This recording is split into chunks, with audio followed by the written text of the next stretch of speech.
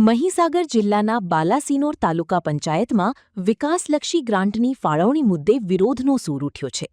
આયોજનમાં કેટલાક ગામોને વધુ અને અન્ય પંચાયતોને ઓછી ગ્રાન્ટ અપાતી હોવાના ગંભીર આક્ષેપો થયા છે। જિલ્લા પંચાયત સભ્ય ઇન્દ્રજીતસિંહ ચૌહાણ અને વિરોધ પક્ષના નેતા પ્રવીણસિંહ ચૌહાણે ભારે વાંધો વ્યક્ત કર્યો છે। વિપક્ષી તમામ ગ્રામ પંચાયતો માટે સમાન તક, પારદર્શક માપદંડ અને અન્યાય દૂર કરવાની રજૂઆત કરી છે। અત્યાર સુધી ફાળવાયેલી ગ્રાન્ટની વિગતો જાહેર કરવા અને સમગ્ર મામલે નિષ્પક્ષ તપાસ કરવા માંગ ઉઠી છે। વિરોધ પક્ષે વર્તમાન આયોજન રદ કરી યોગ્ય ધોરણે નવી ગ્રાન્ટ ફાળવવાની કલેક્ટર અને તંત્ર સમક્ષ માંગ કરી છે। તાલુકા પંચાયત બાલાસિનોર દ્વારા 26-27ના વર્ષમાં પ્રમુખશ્રી દ્વારા આયોજનની માગણી કરી આયોજન કરવામાં આવેલ હતું।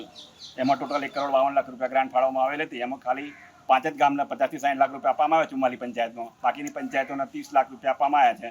અને વડોદરા સૌથી વધારે મોટો મતવિસ્તારની મતદાન હોય 5,000નું, એમાં ખાલી 90,000 રૂપિયા આપવામાં આવી છે। બાકીના બીજા કોઈ ગામોમાં ગ્રાન્ટ આપવામાં આવી નહીં। એમના મળતિયા દ્વારા આ આયોજન કરવામાં આવે છે કમાવા માટે। આ આયોજન અમારો સખત વિરોધ છે અને રદ થવું જોઈએ, નવું આયોજન થવું જોઈએ। તાલુકા કક્ષાનું આયોજન 15% વિવેકાધીન આયોજન નક્કી કરવામાં આવ્યું હતું વર્ષ 2026-27। જે જૂનું આયોજન હતું તે રદ કરીને આ આયોજન કરવામાં આવ્યું હતું। લગભગ જૂના આયોજનમાં એવું કહેવામાં આવતું હતું કે અમુક પંચાયતોમાં વધારે કામ આપવામાં આવ્યું છે, પરંતુ આમાં પણ ઘણી પંચાયતો છે જે ઓછો મત વિસ્તાર અને ઓછી વસ્તી ધરાવતી પંચાયતોમાં 20-20 અને 15-15 લાખનું આયોજન આપવામાં આવ્યું છે। અને બાલાસિનોર તાલુકાની સૌથી મોટી પંચાયત વડદલા ગ્રામ પંચાયત, જે લગભગ 35,000ની આસપાસ વસ્તી ધરાવતું ગામ છે, જે ગામમાં ફક્ત ને ફક્ત 90,000નું કામ આપવામાં આવ્યું છે। અને ઘણી એવી પંચાયતો છે જે પંચાયતોમાં 0% આયોજન આપવામાં આવ્યું છે।